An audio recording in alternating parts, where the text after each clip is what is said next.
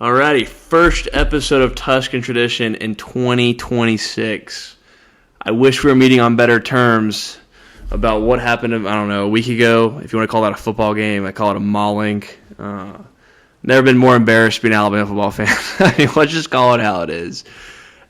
Indiana did to Alabama what Alabama did to every other team my whole existence of being alive. And so it was just so shocking to finally see what, you always hear people say a taste of your own medicine. That's kind of what it felt like it was like. It was almost like we couldn't do anything to either stop or get any momentum going. It was like every play, they were either, like, it's almost like they knew what we were running, they knew where the ball was going, what gap we were going to hit. Totally outclassed, outcoached, outplayed, outhustled, whatever you want to, more physicality. I mean, it goes to show when, Ty got his ribs cracked by a cornerback.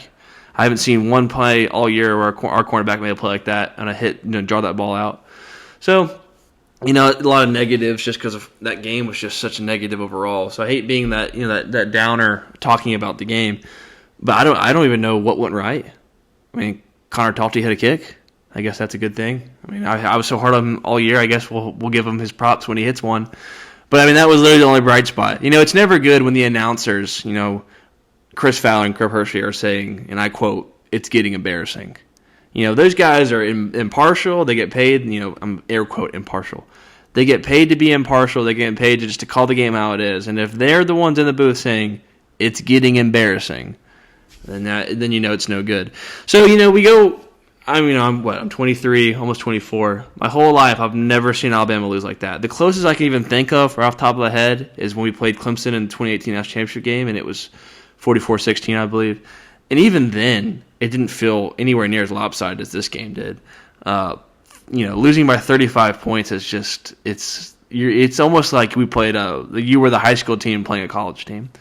And so I don't know, do I think we're 35 points worse than Indiana? No. But we were that day. Kind of whatever breaking news you want to call it, Ty's headed into the draft. And I think it's the best case for everyone involved.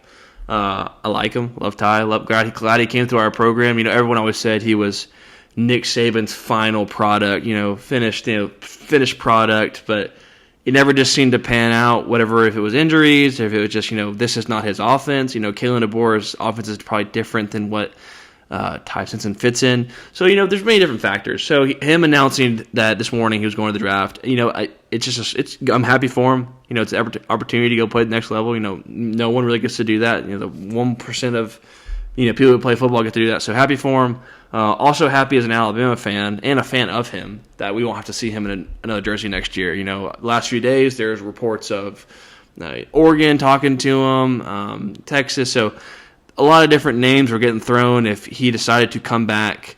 So just happy. Best case scenario, I think we can move forward. We then maybe get someone at QB that's more of Kalen DeBoer's guy, looking at Keelan Russell, looking at Austin Mack. That would be the QB battle going in all next year, and I'm sure we won't know anything about it until week one. I say that with almost like a wink at you because the whole QB battle last year, I could have told you from the beginning if I was making Tusk Tradition episodes then that it was going to be Ty. So it will be a battle until week one, but I can go ahead and tell you right now it's going to come down to Austin Mack, Keelan Russell. And if I had to be a betting man, which I'm not, betting man right now, I'd go Keelan Russell. I think he's the better talent. I think after a whole offseason getting into the program, I know Austin Mack followed Kalen DeBoer from Washington, and he's been in the system already. Ryan Grubb was also there. So, right now Austin Mack does have a leg up on Keelan Russell, but I think just raw talent, getting the ball out quick, instincts, you can't coach those type of things. You can learn a playbook. You can't coach instincts. So I think overall, Keelan Russell will come out next one as a week one starter. Now that's a way too early prediction. We got a whole offseason, which so happens, fun fact, to be the longest offseason in any sport, and of course it has to be college football. So that's just something fun to talk about right now.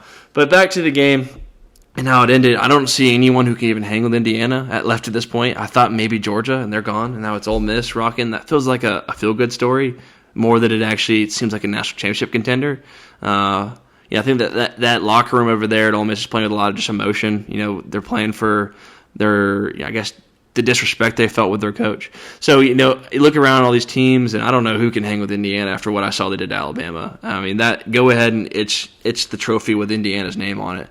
Hopefully they're competitive games. As a fan of college football, hope it's competitive games, but I don't see anyone being able to hang with them if they play like that and they have that level of execution, that level of, want to and effort. It was almost unbelievable. I mean, what they did to Alabama. I mean, you don't ever see it. You never see it happen. I thought it was funny. Of course, I'm social media, and I saw Twitter where everyone's like, Rome has fallen. Everyone said the same thing. We lost to Florida State. Rome has fallen. But the season's finally done, so people can say it. And so they're like, oh, Alabama has finally fell off.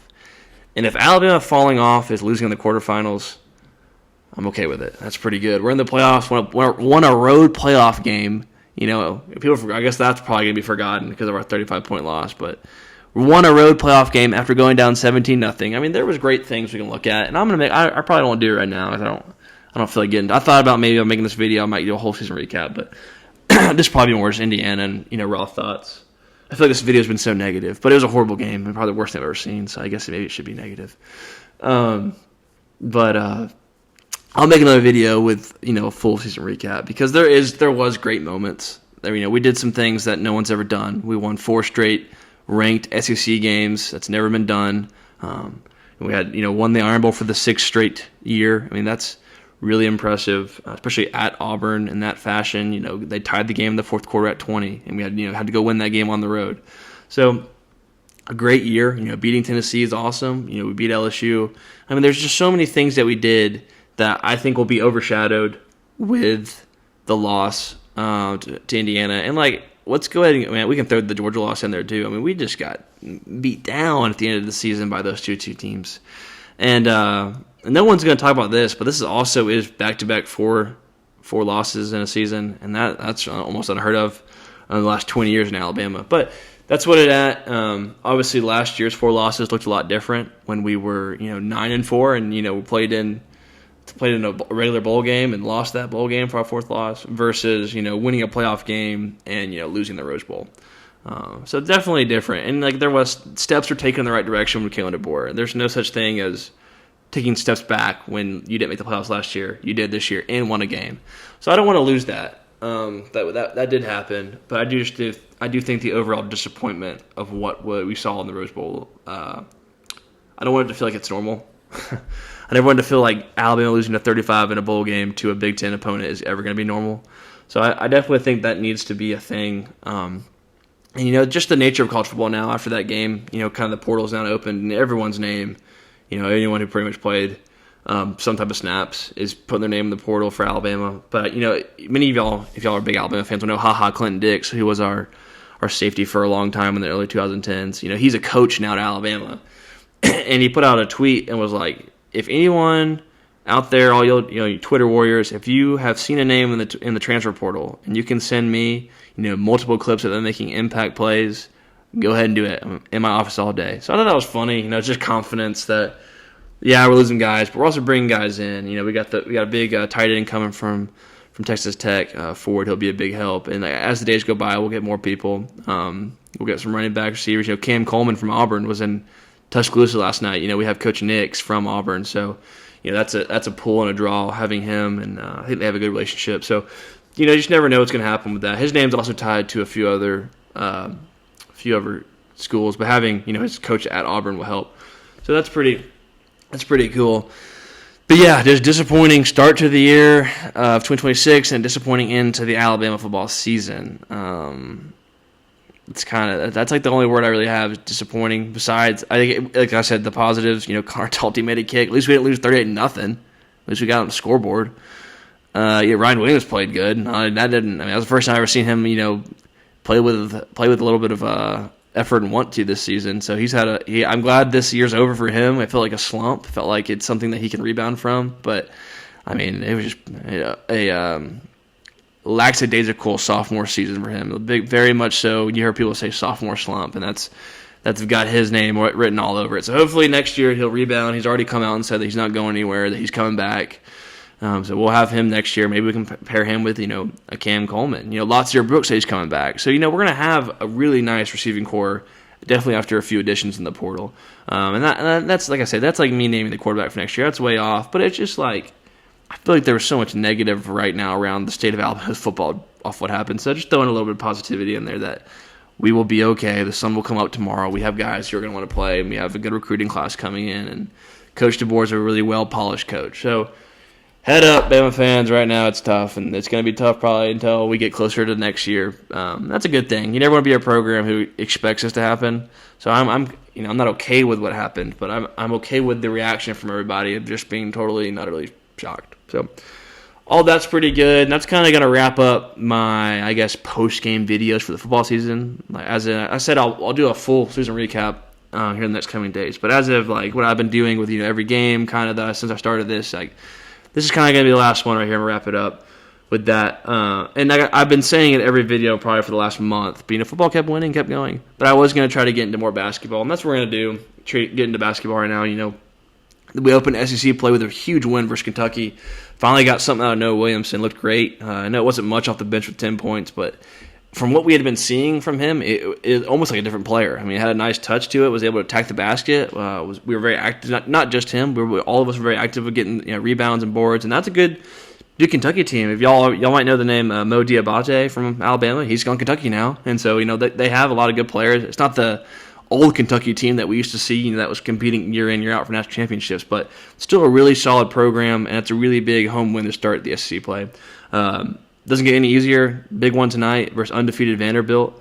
We'll see what they're really made of. I did a little scouting on just their competition they've played so far this year, and who knows what's going to happen? It's hard to win on the road, but who we have played and who they have played is night and day difference. I can't even remember their best team they've played, but it's nowhere near playing Arizona, playing Purdue, playing all these teams that we've played in these tournaments and, home and home, So we definitely have the factor in if we're going to talk about common opponents.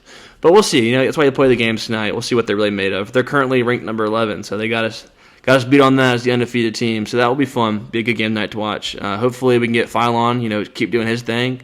Hopefully, Aiden Holloway played great over the weekend versus Kentucky. I think he had 26, so we get these guys to go, and Houston gave us great points and minutes off the bench.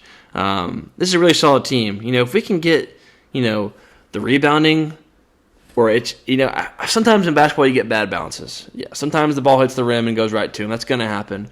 But a lot of times this year, I feel like we've been stagnant. It's been for the lack of I hate saying effort, maybe just technique. Boxing your man out, following the shot, following your shooter. I feel like sometimes we get caught just watching the game instead of playing in the game. And I don't think it's because of lack of effort. I think it might just be young guys getting coached up. The way college basketball is, everyone looks like they're a freshman. Everyone pretty much is a freshman with the way everyone turns over to the NBA. So it will get right. We're just starting the SEC play, so pretty much halfway of the season.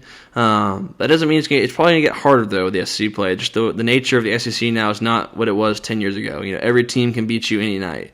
The SEC has gotten pretty good. It used to be the afterthought to SEC football, but now you have a legitimate argument that the SEC is probably the best conference for basketball. That's crazy. If you had told me that, 2010, I wouldn't have believed it. But it's true. Every year it seems we get the most teams in the big dance, so it looks like it's going to probably continue this year.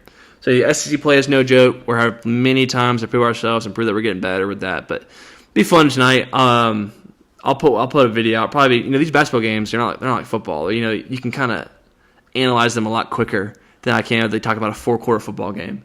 So hopefully after these basketball games I'll be able to pump something out. It won't be these long. Let's see, we're at 14 minutes videos. It'll be something shorter, a little more easier to talk about. But it's been good. It's been fun. I've enjoyed it. Happy to bring in the new year with all you guys and continue making videos.